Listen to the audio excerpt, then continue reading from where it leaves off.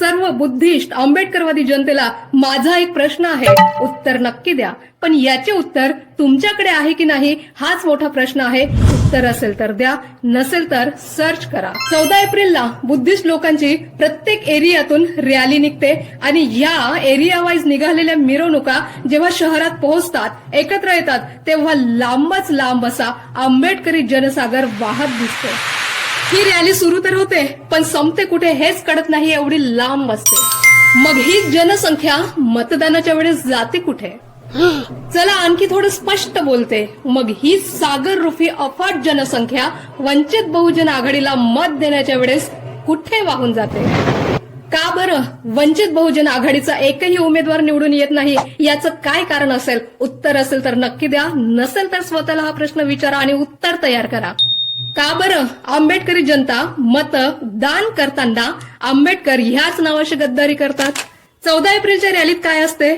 दुसऱ्याचं तर सोडाच, पण आपल्याच बाजूला असलेला आपल्यासोबत काय बोलत आहे हे ऐकू येत नाही. एवढ्या जास्त डेसिबल मध्ये डीजेचा आवाज असतो, फुल व्हॉल्यूम मध्ये डीजे असतो, ज्या अर्थी एवढ्या मोठ्या आवाजात डीजे वाजवण्याची परमिशन ना केंद्र सरकार देत, ना राज्य सरकार देत, ना सुप्रीम कोर्ट देत, ना संविधान देत. पण प्रशासनाचं कोणत्याच गोष्टीवर नियंत्रण नाही.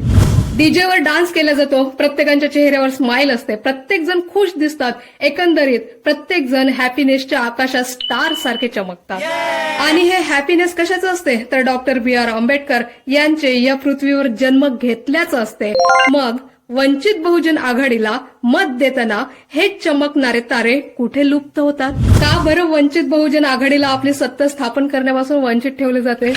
आंबेडकर हे नाव तुम्हाला काय फक्त डीजेवर नाचण्यासाठी, एन्जॉयमेंट करण्यासाठीच पाहिजे का? निवडणुकीचा जर विचार केला तर एक आंबेडकरी जनता दुसऱ्या आंबेडकरी जनतेला वंचित बहुजन आघाडीला सोडून या अमुक पक्षाला वोट द्या असं का बरं सांगते? जर शहरातील सगळे बुद्धिस्ट 14 एप्रिलच्या रॅलीप्रमाणे एक झालेत तर काय वंचित बहुजन आघाडीचा नगराध्यक्ष बनू शकत नाही?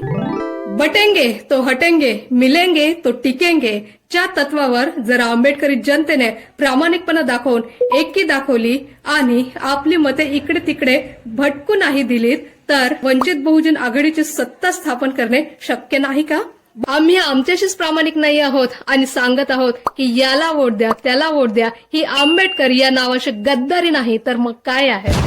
आंबेडकर हे नाव तुम्हाला काय फक्त डीजेवर नाचण्यासाठी, एन्जॉयमेंट करण्यासाठीच पाहिजे का? मग आंबेडकर यांचे ऋण फेडण्यासाठी त्यांचे उत्तराधिकारी यांच्या प्रती आपली जिम्मेदारी निभवताना या नावाचा विसर का बरं पडतो? चला कम से कम एकदा तर प्रामाणिक व्हा, एकजूट व्हा, कुठे तर सत्ता येऊ द्या वंचित बहुजन आघाडीची. पण आमची मानसिकताच नाही आपला माणूस निवडून आणायची. आमचे विचार, आमचा ब्रेन गुलाम झाला आहे श्रीमंत अशा पक्षांचा, कारण तिकडून आम्हाला आर्थिक लाभ होतो. वंचित बहुजन आघाडी पक्ष हा मर्यादित राहणं पसंत करतो व पैशाची उधळपट्टी करण्यास महत्व देत नाही. कारण नैतिकता हीच आहे की चुनाव हे पैसा वाटून कशात जिंकायचे नसतात. फक्त पैसा हा प्रचाराकरिता मर्यादित रकमेपर्यंत खर्च करण्याची राज्य निवडणूक आयोग परमिशन देते, पण वोट विकत घेण्यासाठी पैसा देणं यावर पूर्णतः बंदी आहे. आणि हेच डिसिप्लिन, हीच नैतिकता वंचित बहुजन आघाडी पाडते. म्हणून काय बुद्धिस्ट जनतेने आपला पक्ष सोडून इतर पक्षांना वोट द्यायचे? आणि फक्त वंचित बहुजन आघाडी हा एकमेव असा पक्ष आहे जो विजयी झाला तरी विजयाचा जल्लोष हे मर्यादेत व नैतिकतेत करेल.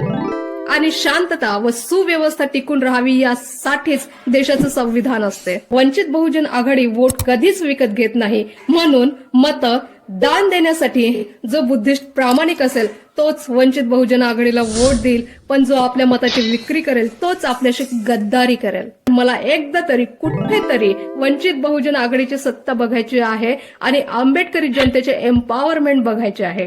तुमची काय बघायची इच्छा आहे? रिझल्ट आहे काहीही असो, माझे वोट हे बाळासाहेब आंबेडकर यांच्या पक्षाला वंचित बहुजन आघाडीला. आणि उत्तराधिकारी असलेले आंबेडकर यांच्याशी प्रामाणिक राहणे हीच खरी आमच्या सर्वांचे पूर्वज असलेले आंबेडकर यांना 6 डिसेंबरला दिली जाणारी खरी श्रद्धांजली असेल. मेणबत्त्या लावून काय फायदा जर प्रामाणिकताच विझली असेल?